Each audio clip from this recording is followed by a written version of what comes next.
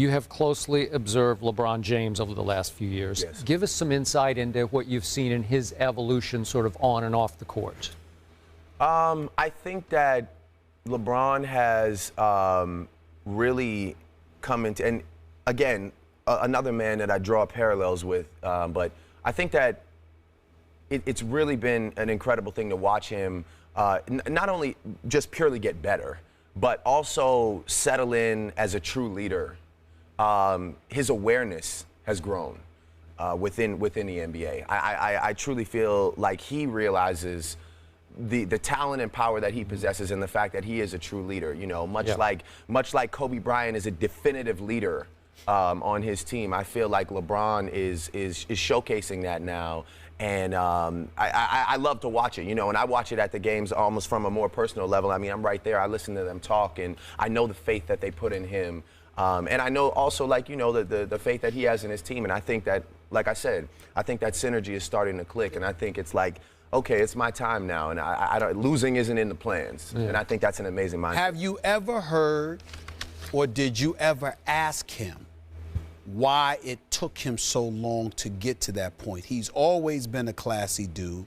He's always been an upstanding dude, obviously an elite player in this game. But whatever that it factor was that wasn't there, that negated or denied him that chance at a championship, he ultimately had, he obviously has that now.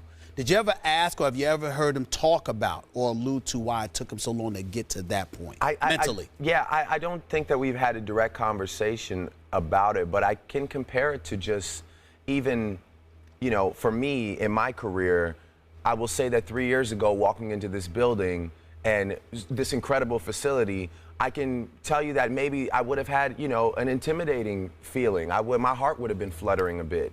And now, you know, fast forward 3 years, I have my footing. I feel comfortable talking to all of you. That's a good analogy. And I think that it naturally takes time, no matter the front, because to be that guy, you have to have the front. So maybe 3 years ago, you wouldn't have been able to tell in his face, but I know that I can tell that something clicked. And I feel like when he walks into that building, it's his building now.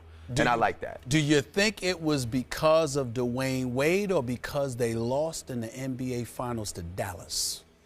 I think that had a lot to do with it. I mean, I think that the latter, Dallas. Yeah. I think the Dallas loss had a lot to do with it. I remember that night. I think it was a devastating night. It was very bad. Yeah, in the city, and I think that that'll drive anybody to, you know, just he had something to prove, and now it's not just about proving it once or twice. I think it's about, like, he's going for that long run. So that they got to forget about the Dallas loss. How long? He's got two. What you trying to say? How long?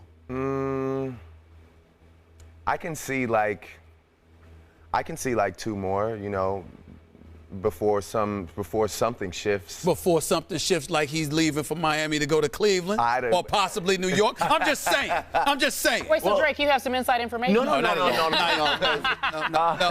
One thing that's my job. One thing I'll say is I think that a move for him would be such an incredible piece of the story, just because, you know, it's like I compare it to this album where what people expect from me as an artist, I know what it is. I know the formula that they expect, and what I tried to purposely do on this album, and I compare this album to LeBron could go and win a 3rd ring on the Heat, and everybody's going to be like, oh yeah, another ring for LeBron on the Heat.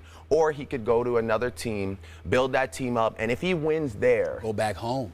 Well, that's a win. Yes. I mean, that is like a win for the ages. Yeah. And that's how I kind of approached this album, is I switched up the style a bit. I started playing with my voice. Okay, well, you bring it up. Nothing Was the Same. Yes. Drops today. Yes, Tell us about it. I mean, yeah, I feel like it's a true evolution. For me, it's a reflective piece. I remember when I was initially starting it, I asked somebody whose opinion I respect a lot.